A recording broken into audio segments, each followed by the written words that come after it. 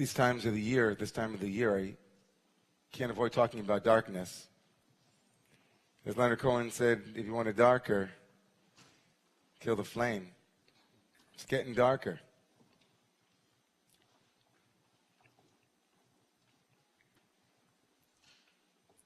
And how do you work with darkness? I think is a question I want to talk about tonight.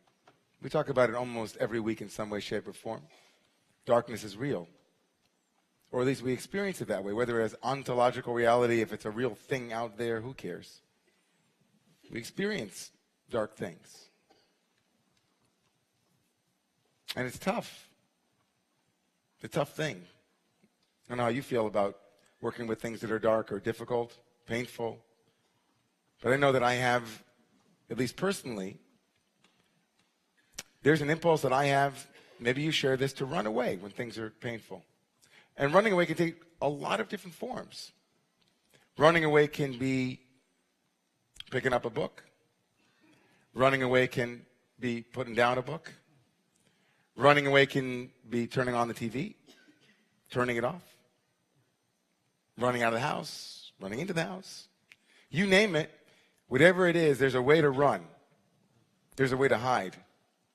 Famously, the Baal Shem Tov, one of the great mystics of all our tradition, said that ayeka, that one word, where are you, that God asked the first human of the Torah, is a question that doesn't have a period when it was asked. It was always asked, and it is always asked of us. Where are you? So where are you? That's what happens every time something unpleasurable or painful arises. So where do you go? Some of you go to anger. Some of you go to denial. Some of you go to Black Friday. Some of us eat. Some of us pray. There are all kinds of ways of running. And it isn't limited to any one definition, because it's up to you to define whether or not that moment was a moment of facing or turning away. It's tough to know. And it's tough to know how to work with it, because at any given moment,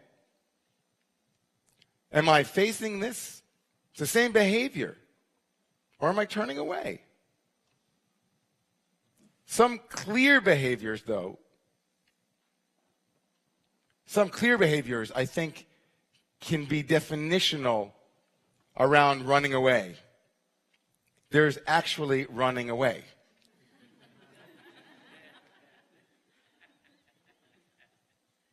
And that would be a really good way of talking about Jacob. Because if the Torah wants us to know one thing about our patriarch named Jacob, whether he was a real person or not doesn't really interest me. And by the way, I want to say it shouldn't interest you. Just as it shouldn't interest you whether God is real or not. We can let theologians debate it. But what's real is that Jacob is part of a story that has been told for over 2 millennia. And in that story, Jacob is the heel grabber, the one who comes from behind, the one who is very much identified even in his name with legs. His name is Healer with a double E. He's the heel guy. The heel, of course, in his name is not his own, but his brothers, whom he's trying to hold back from getting out, or maybe trying to attach himself to so that he can come behind him. But Jacob and his life will turn from being the heel grabber to being the one who runs. He gets out of Dodge. Tomorrow morning, Vayetze Yaakov mi Be'er Sheva Vayedech Harana, and Jacob left. The first Yitziah, real going out. It, of course, foreshadows, it prefigures the great Yitziah Mitzrayim. Jacob will leave to go down, and eventually also leave to go down to Egypt, but all leavings. He leaves a place.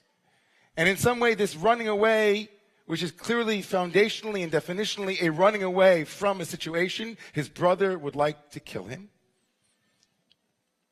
But it's also running towards. Jacob will learn what it is to stop running by running. He's going to exhaust himself. He's going to run so much that by the end of his running, He's going to have to face what he was longing not to face, what he was avoiding, the dance of avoidance, avoid dance. He didn't want it. And so Jacob will learn, like in any hero's journey, Odysseus, or whatever the hero's journey, Jacob will learn that until he faces legitimate suffering, he will not become a whole human being. And that's an important line to remember. It's not mine, it's Carl Jung's. We don't become who we are until we suffer the legitimate suffering that we have wanted not to avoid, not to feel, not to experience, not to face. We come to ourselves by way of the wound that every one of us carries, which doesn't mean that everybody here deserves pity and deserves some kind of condescending compassion. Oh, Nebuch. But to be human is to be one who carries a wound. And Jacob refuses to own that wound. And so he runs. And before he's going to be on this 20-year exile from his family, and by the way, that's never mentioned. Just think about what it's like. Like, Jacob will miss his mother and father for 20 years. And then his son, Joseph, will be away from his own father for 17 years. No word, right? Jacob doesn't get, right back to his mother, Rebekah. And it happens kind of seamlessly in the story. It'd be lovely just to think about that. But Jacob is now on the run. He's going to be in exile for 20 years. And during those 20 years, like Siddhartha in the second stage of Hermann Hesse's novel, he will learn eros. He will learn what it is to love not one but two women, to have many children. He'll learn what it is to be a businessman, to be cheated the way that he cheated. He's going to learn everything he needs to learn, almost. And before he goes down, in this story, my story, your story, all of our story, before Jacob, actually descends into the dark night of the soul, he has a great vision. He has a great vision. People know this vision, right? Every year when you're in this synagogue/church, you know that we have the angels on Jacob's ladder. And as the Torah says, he arrives at a place. Vayifgaba makom. He comes to Haran and he lies down there. The sun had come down. Vayachalom v'inei sulam mutzav arza v'rosho magia shamayma. Right? And he sees in a vision there is a ladder or some kind of stairwell or stairway to heaven or some kind of, right? There's a ramp. And there are angels going up and going down on this ramp. And God appears on him, to him.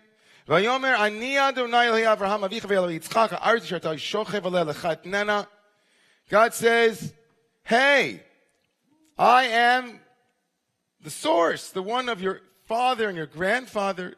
You happen to be lying down on land that you will own one day, that is given to you. And then verse 10, Vayikatz Yaakov Mishnato Vayomar, these great words, these famous words. Jacob awakens, or he wakes up quickly from his sleep, and he says, Yesh Adonai b'makom hazeh ve'anochi lo yadati. God was in this place, and what, everybody? And I did not know it. Vayira, and he's afraid. Vayomar, man nora hamakom hazeh. How great is this place? Jacob's about to go down into the dark night of the soul. He's about to run away. He's going to have a 20-year education in how to grow up to become a more full human being, a more direct human being, someone who faces things. And before he goes down, he's going to get good advice that each and every one of us needs to take with us because, as I said on the first moment, it is getting darker. It gets dark. So what's the good advice that Jacob gets? Because Jacob isn't giving advice. He's getting advice. The Torah wants us as readers, as listeners, to know something about Yaakov Avinu, about Jacob, that is instructive for us too when we go out on our way. That's the point. As we go down into the dark night, whatever it might be, whatever hurts, whatever is painful, whatever is closed, whatever is narrow, whatever is shadow, we must know what Jacob experienced, which is that you will go up and you will go down. You will rise and you will fall. And the litmus test of your evolution, your growth, your coming to fruition will be when you wake up and you are able to label the place that you did not know as where you were intended to be. That will be your litmus test, Yaakov. Will you wake up from the dream, the 20-year dream, and look back and say, that was where I needed to be? That was where I learned that mistake wasn't a mistake. It was a grand opportunity that was my higher learning, my education. Jacob has a dream, and in that dream, which is supposed to hold him for 20 years, he will not have another vision of God for full-on 20 years. He won't get a phone call, he won't get a text, he won't get a message, there won't be a Facebook post, there won't be a letter, there won't be anything left for him. This is what he's got for 20 years. Put it in a doggy bag and go, or a Gotti bag and go. Here you go, Jacob. Good luck with your uncle Laban, Whitey, who's going to cheat you. Good luck with the woman whom you fell in love with named Rachel, but she doesn't really love you, but then Leah, and that you're going to be deceived, and all of the business. But here's what you have. Take it with you. Schlep it with you. What do I have? There are angels that go up and down on a ladder. I wake up, and wow, this is God's place. Manorama komazeh. That's it. That's what you got. Take that with you. The Hasidic masters say that when it says angels were going up and down on the ladder, the word for on the ladder isn't on the ladder, it's really on him. In him. In the Hasidic rendering, Jacob in the vision says, God says, Jacob, there are angels that go up and down in you. One moment you'll be flying high, everything will seem so great, and the next moment, not so good. Will you ride the wave? Will you remember the rhythm? That education is not linear, it isn't circular, it is spiraling. And you will have dark moments, you will have shadow, you will be on the other side, Jacob. You will not understand why it is that you didn't get a chance to marry the beloved of your life, but there's something working through you, Jacob. There is something working through you. Will you wake up and smell the divine coffee that was made for you in that place? That is a great litmus test for me, for you, for all of us on Thanksgiving. When we retrospectively, reflectively say, wow, how great are things?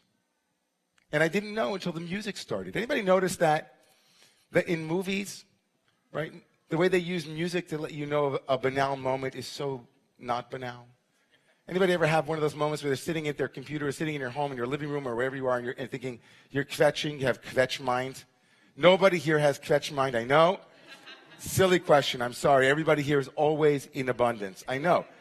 But if you've ever been in small mind, and then a song that tugs at your heart comes on, and the very thing that you were just meditating on, ruminating on, debating with, angry at, all of a sudden shifts. Anybody ever have that?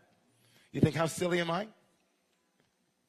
All of a sudden, It's a Wonderful Life is playing in your brain, and you're thinking, wow, there's no place like home.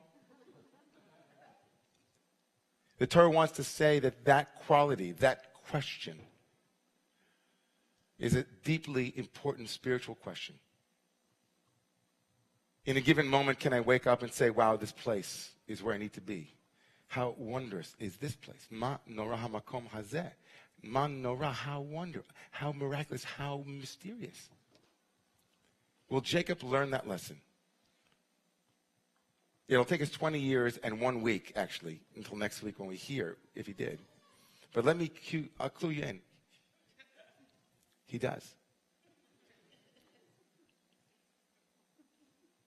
And the next time we find Jacob back at this place, it will be when he's finally wrestling with his demons, when he's finally ready to face.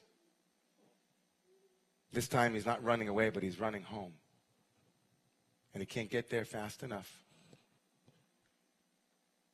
What would the world look like if each and every one of us could commit to asking this question once a day? What would your life look like? What would your life look like? What would my life look like if we could, each and every one of us, ask this question? What is holy in this place that I am not seeing at this moment? How can I, without turning on cheesy music or nostalgia, how can I ask myself that question and wait for an answer? Do I need to know that angels are going up and down inside of me? Do I need to know that whatever is up will go down, but at this moment, even when I'm down, I will go up again? If only I can remember Manorah, maybe. The artifice of Thanksgiving and then Black Friday gives us an opportunity to see how often our culture will answer the right question with the wrong answer. Perhaps we can ask the right question. What does it really feel like when I feel abundant? What does it really feel like when I feel like I have enough? And then from that place ask, okay, God, is this where I need to be? Is this my place? I'll leave it out as a question for each of you because you each know your patterns of running and arriving. But I'll tell you this, my experience is this, is that when I have felt moments where I could not stay for one more minute in a feeling, in a situation, in a relationship, I said, God, give me some space to feel the up and down. The revolution that is happening in me is part of the revolution of the evolution of me as I walk this spiral dance. Give me the strength to withstand the dark night with the questions of the night of dreaming, so that I might arrive back in that place and know it as the place I was destined to be, and know it as a place that is Manorah Hamakom Hazeh. Please rise.